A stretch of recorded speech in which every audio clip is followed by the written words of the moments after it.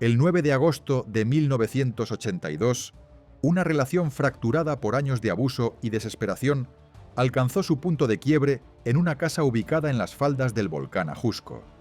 Aquella mañana, después de una discusión descontrolada, una mujer aseguró que quedó inconsciente, despertando más tarde en medio de una escena desgarradora con sus hijos sin vida.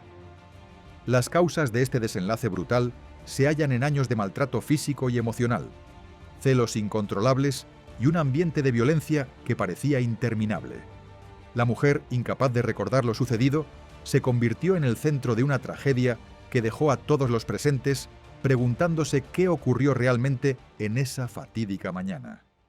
Antes de empezar con el vídeo, queremos contarte que en este canal tenemos un podcast llamado Historias Criminales, donde analizamos casos reales, crímenes que marcaron época y las historias más oscuras del True Crime. Te dejamos el enlace en la descripción para que vayas y lo escuches.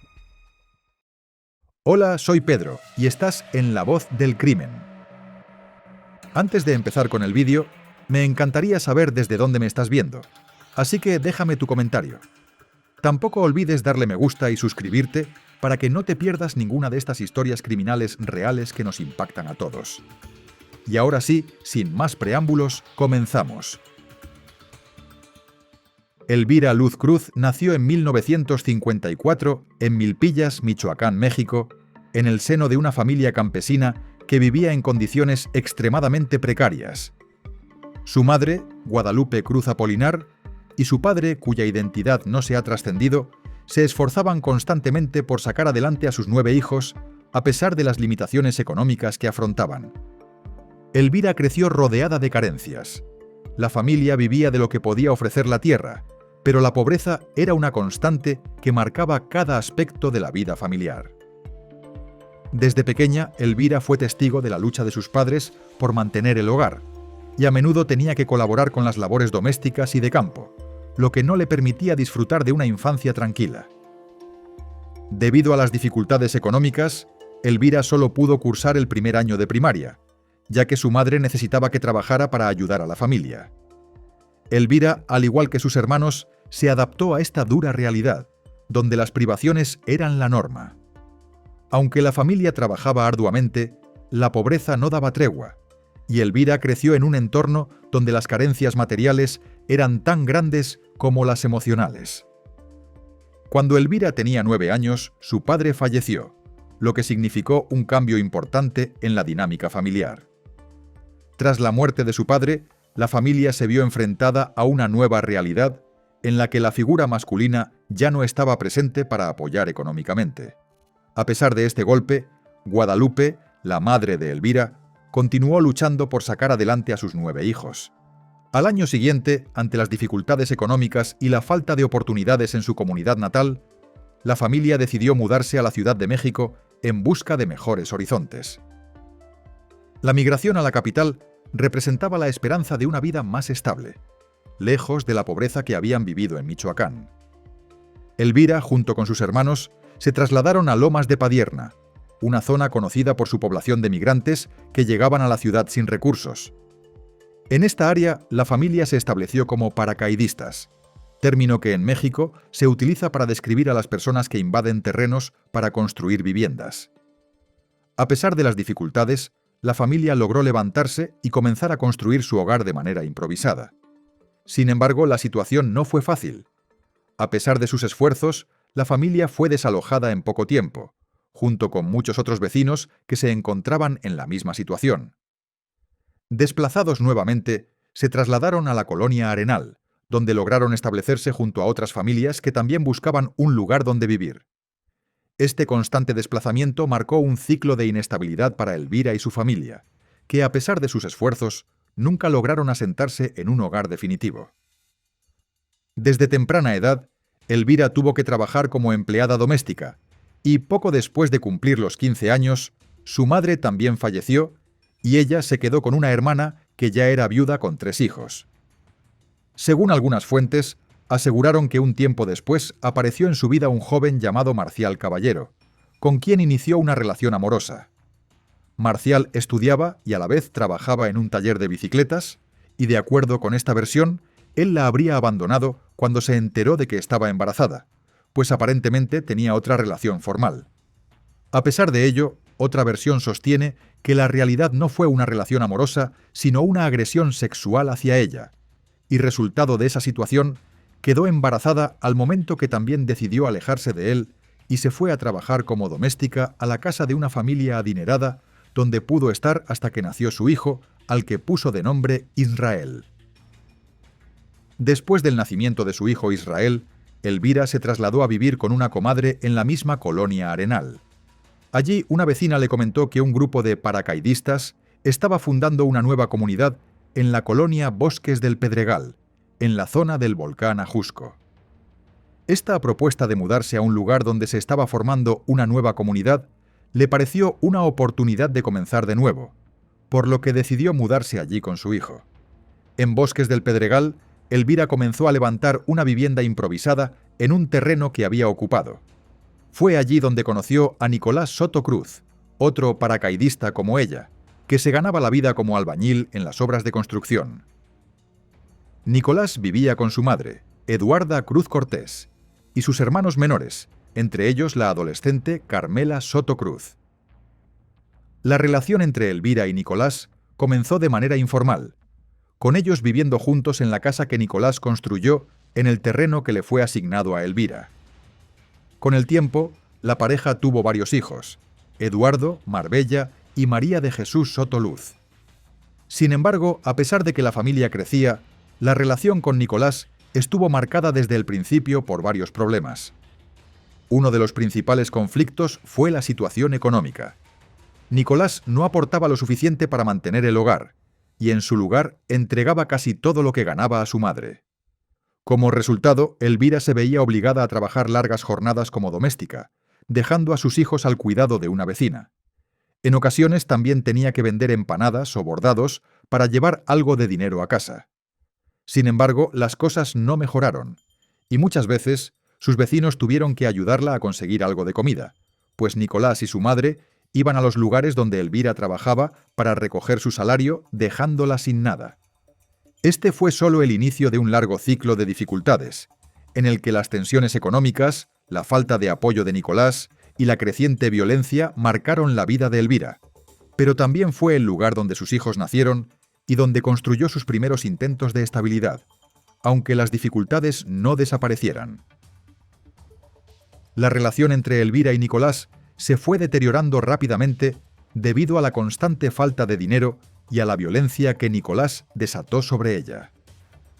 Sin embargo, lo más grave fue la actitud irresponsable de Nicolás frente a sus obligaciones, lo que obligó a Elvira a salir a trabajar en varios empleos para poder cubrir las necesidades básicas de su hogar. Nicolás, además de ser un hombre mujeriego y bebedor, comenzó a ser cada vez más agresivo con Elvira. La humillaba y le gritaba constantemente, lo que hizo que el ambiente en casa fuera cada vez más insoportable. La violencia física comenzó a ser una realidad cotidiana. Tras el nacimiento de su hija Marbella, la violencia escaló aún más y Nicolás empezó a golpearla con mayor frecuencia. En una ocasión, llegó a intentar sofocarla con la cuerda de una persiana, un acto de violencia que, aunque no se consumó, dejó una marca profunda en Elvira.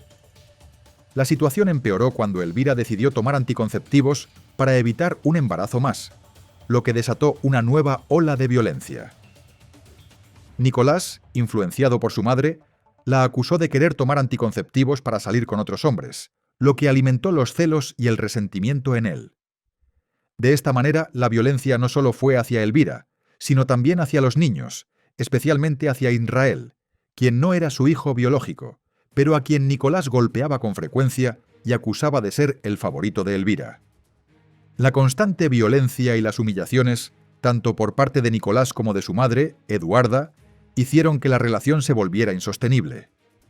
A pesar de todo esto, Elvira intentó seguir adelante por el bienestar de sus hijos, pero la violencia y las carencias nunca dejaron de ser un obstáculo insuperable. Además de los problemas económicos y la violencia de Nicolás, Elvira también tuvo que enfrentarse al constante maltrato de su suegra. La relación con Eduarda fue difícil desde el principio, ya que la suegra no la aceptaba y constantemente la despreciaba. Eduarda, quien vivía cerca, no solo interfería en la relación de la pareja, sino que también hacía todo lo posible por favorecer a su hijo, a pesar de su comportamiento irresponsable y violento. Eduarda no perdía oportunidad de mostrar su animosidad hacia Elvira, constantemente acusándola de ser promiscua y sugiriendo que los hijos de Elvira no eran de Nicolás. Esta actitud constante de desprecio y humillación por parte de su suegra se sumó a la ya creciente presión emocional que Elvira experimentaba en su vida diaria.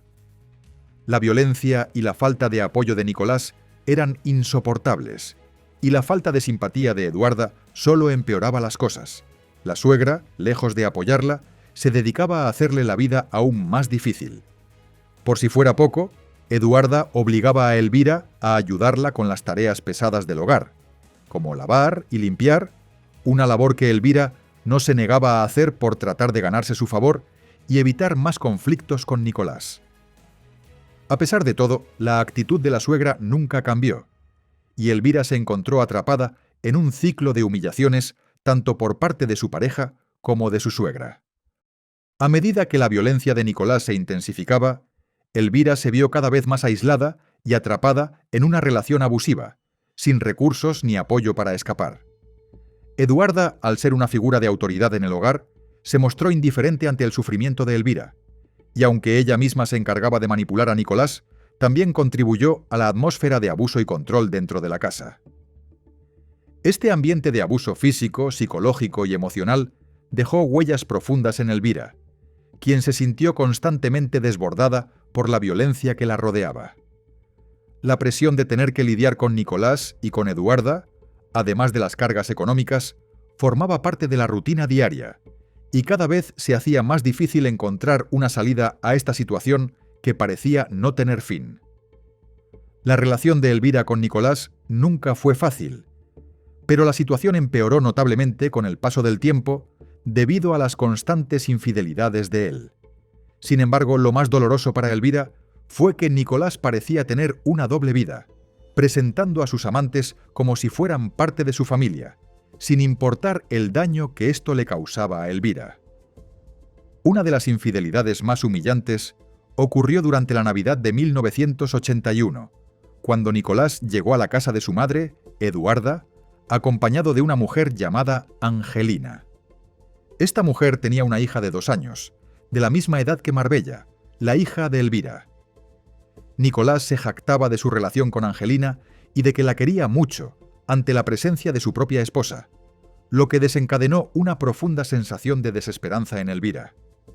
Este acto de desprecio público fue el colmo para ella, que ya había sufrido tantas humillaciones por parte de su pareja. A pesar de todo, Elvira no tenía muchas opciones. Aunque sus sentimientos la impulsaban a dejar a Nicolás y huir con sus hijos, la falta de dinero y el aislamiento social le impedían dar ese paso.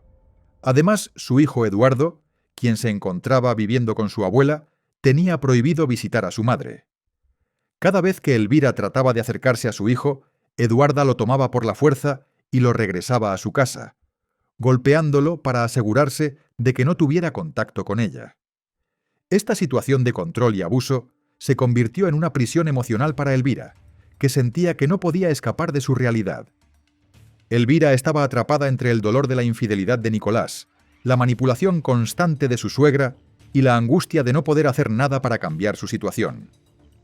Tras meses de violencia, maltrato y humillaciones, Elvira decidió que ya no podía seguir viviendo con Nicolás. Con gran esfuerzo y sumido en el dolor, logró reunir el valor para abandonar a su pareja y llevarse a sus 4 hijos. Se trasladó a vivir con una de sus hermanas, buscando refugio en un entorno que le ofreciera algo de paz y seguridad.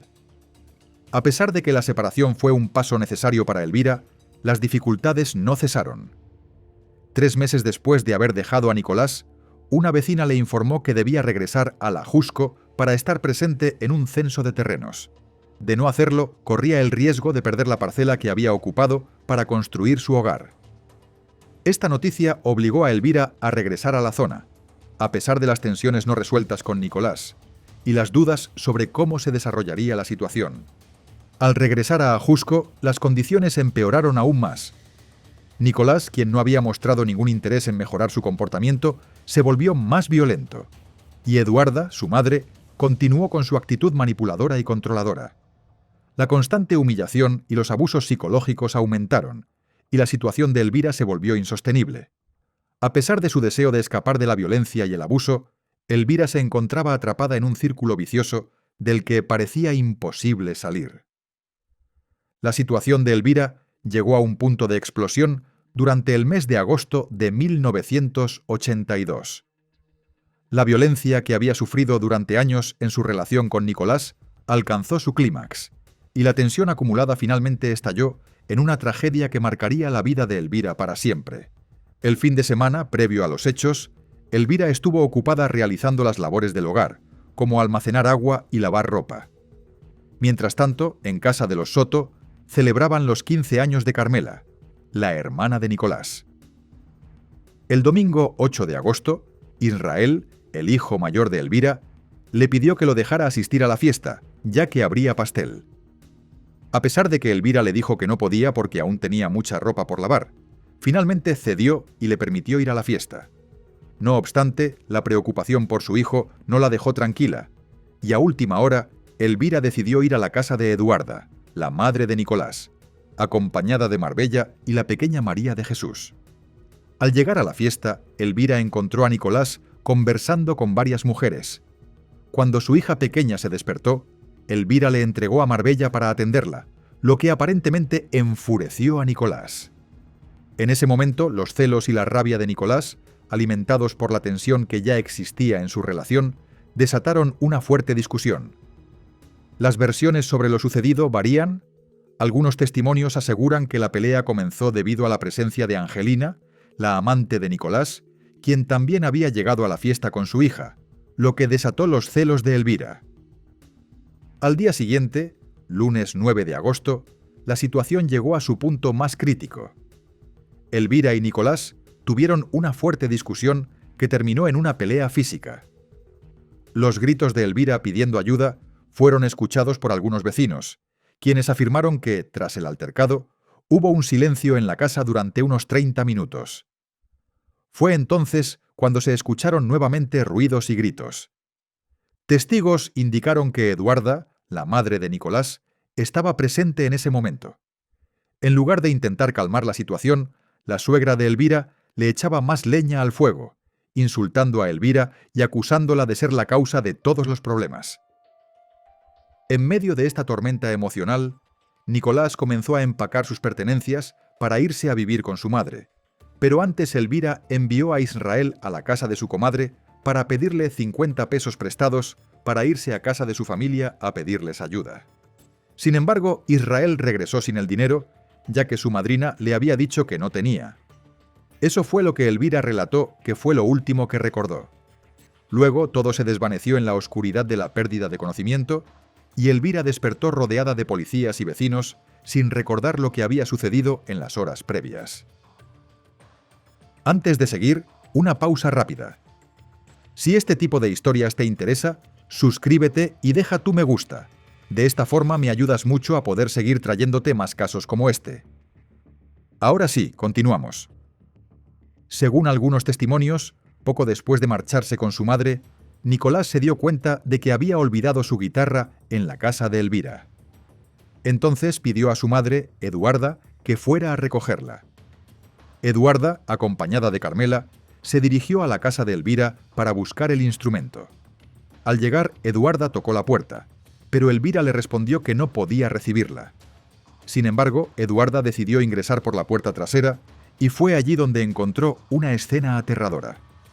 Afirmó haber visto primero a Elvira sacudiendo por el cuello a María de Jesús, de 2 meses y medio, mientras ella misma trataba de quitarse la vida con una cuerda atada al techo de la vivienda. Los demás niños, Israel de 6, Eduardo de 3 y Marbella de 2 años, ya se encontraban sin vida. Los gritos de Eduarda alertaron a los vecinos y lograron bajar a Elvira y cayó desvanecida inconsciente. Eduarda salió a buscar a Nicolás, quien al enterarse fue a buscar a la policía montada, a quienes les informó sobre la muerte de 4 niños a manos de su madre, y que 3 de ellos eran también hijos de él. Los oficiales separaron el cordel que había utilizado Elvira para sí misma, al cual también estaba atada la pequeña María. Israel estaba boca abajo cerca de la cocina y los otros dos niños, Eduardo y Marbella, quedaron tendidos en la cama. Cuando Elvira despertó, se encontraba rodeada de policías y vecinos. La mujer fue detenida de inmediato y trasladada a la sede de la agencia investigadora de Tlalpan. Luego de eso, sin tomarle la primera declaración, la remitieron a la Agencia Central de Averiguaciones Previas de la Procuraduría de Justicia del Distrito Federal. La imagen de una Elvira aturdida y sollozando apareció en las primeras páginas de los periódicos con titulares que la hacían llamar la fiera del Ajusco, la llena de Ajusco o la Medea del Ajusto. Los artículos manejaban varias conjeturas. Una de ellas era la del despecho de Elvira por haber visto a su esposo con otra pareja en la fiesta, y en otra citaban las declaraciones de la propia Elvira al momento de su detención, en la que afirmaba que lo hizo porque no soportaba seguir escuchando a sus hijos llorar de hambre. Según estas reseñas, la mujer se mostraba arrepentida y dijo haber cometido esos actos tan terribles en un momento de desesperación al no poder comprar comida para los niños, lamentando no haberse ido con ellos, como era su intención. Varios informes indicaban que todos los niños fallecieron asfixiados, Israel sorprendido por la espalda y sofocado con un calcetín alrededor del cuello, Eduardo con un pedazo de tela, Marbella con un fajero de bebé y María de Jesús fue atacada por Elvira con sus manos antes de atarla a la misma soga que usaría para intentar poner fin a su existencia. A lo largo de los meses posteriores, un defensor público asumió la defensa de Elvira.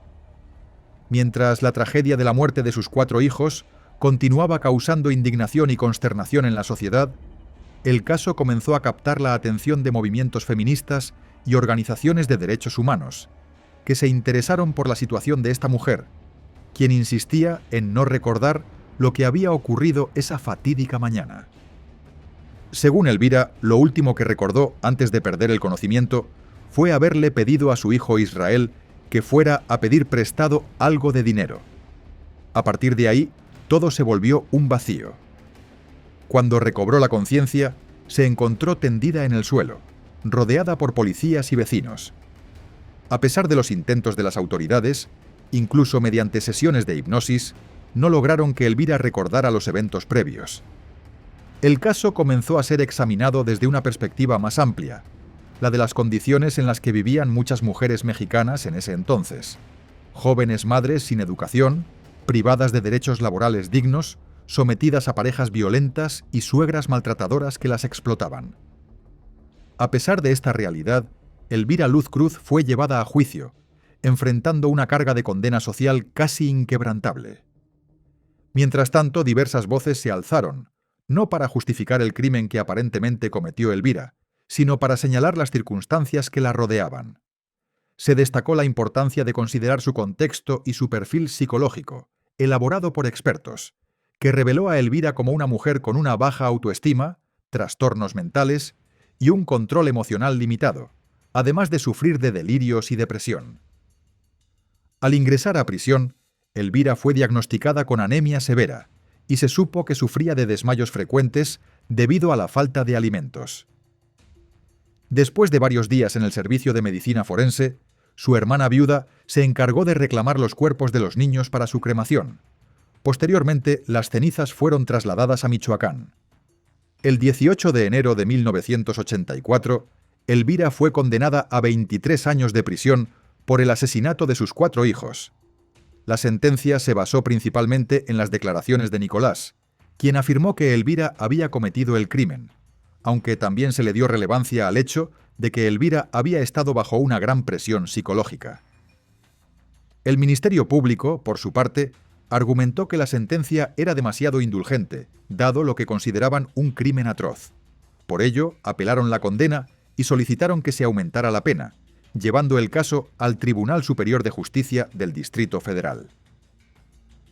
En noviembre de 1984, la apelación fue aceptada y la condena de Elvira fue aumentada a 28 años de prisión. A pesar de las irregularidades en el proceso y de los alegatos de la defensa, Elvira fue puesta tras las rejas, convirtiéndose en un símbolo de la injusticia que muchas mujeres sufrían en situaciones similares. El caso, además de ser un juicio penal, también puso en evidencia las carencias del sistema judicial mexicano para comprender la complejidad de la violencia doméstica y sus efectos sobre las víctimas. El impacto mediático de la tragedia también fue enorme. A lo largo de los años, el caso de Elvira fue tratado en libros, documentales y obras de teatro, los cuales ayudaron a poner de relieve las desigualdades sociales y la violencia doméstica que afectaba a muchas mujeres en México. El documental Elvira Luz Cruz, Pena Máxima, que se estrenó en 1985, analizó las contradicciones en las que incurrieron aquellos que señalaban a Elvira como responsable del crimen, y presentó la versión de los defensores de Elvira, que cuestionaron la solidez de las pruebas en su contra. Gracias al impacto generado por el documental, que evidenció las inconsistencias en los testimonios de quienes acusaban a Elvira de ser la responsable de la muerte de sus 4 hijos, la defensa logró cuestionar la base de la sentencia dictada en su contra. Al año siguiente, la película Los motivos de Luz, dirigida por Felipe Cazals, llegó a los cines, generando una gran controversia. La cinta no solo revivió el caso, sino que también llevó a los abogados de Elvira a presentar una demanda por difamación, daño moral y calumnia contra el director, los guionistas, la productora y la distribuidora de la película. El litigio finalmente se resolvió años después a favor de Elvira, cuando un juez determinó que las empresas productora y distribuidora de la película eran responsables. Aunque no se le concedió la indemnización de 100 millones de pesos mexicanos, aproximadamente 5 millones de dólares en la actualidad, el juez ordenó que Elvira recibiera el 15% de la recaudación en taquilla. Gracias a esto, Elvira terminó recibiendo 3 millones de pesos, lo que equivaldría a unos 150.000 dólares. Sin embargo, los problemas para la película no concluyeron allí. Además de la demanda, grupos feministas intentaron frenar su proyección a través de un amparo. A pesar de estos esfuerzos, la película se estrenó en noviembre de 1986. Los documentales y las obras teatrales basadas en el caso ayudaron a que la historia de Elvira no cayera en el olvido, y los testimonios incluidos en estas producciones fueron clave para que la defensa continuara luchando por su liberación. El caso continuó siendo tema de debate hasta que, finalmente, en 1993, Elvira fue liberada después de pasar casi 11 años en prisión. Durante su tiempo en la cárcel, se dedicó a estudiar y mejorar su educación. Completó la primaria, secundaria y bachillerato, además de tomar cursos de mecanografía, costura e inglés. Su comportamiento ejemplar en prisión le permitió obtener la libertad condicional. Tras su liberación, Elvira se casó con un hombre que conoció en la cárcel y se alejó del ojo público. Aunque nunca volvió a ser el centro de atención, su caso continuó siendo un referente importante en el ámbito de los derechos humanos y la lucha contra la violencia de género. El impacto del caso de Elvira Luz Cruz sigue siendo relevante en la sociedad mexicana. A pesar de las décadas que han pasado desde los trágicos eventos, la historia de Elvira sigue siendo un símbolo de las dificultades que muchas mujeres enfrentan, especialmente aquellas que, como ella, son víctimas de un entorno de violencia y abuso sin salida. Su caso continúa sirviendo como una llamada de atención para el sistema judicial y la sociedad en general sobre la necesidad de abordar la violencia doméstica y las injusticias que enfrentan las mujeres en situaciones vulnerables. Gracias por acompañarme hasta el final de este caso. Si este contenido te conmovió, te invito a suscribirte, dejar tu me gusta y contarme en los comentarios desde dónde me estás viendo. Eso me ayuda muchísimo a seguir compartiendo historias reales que no deben ser olvidadas. Nos vemos en el próximo video. Hasta pronto.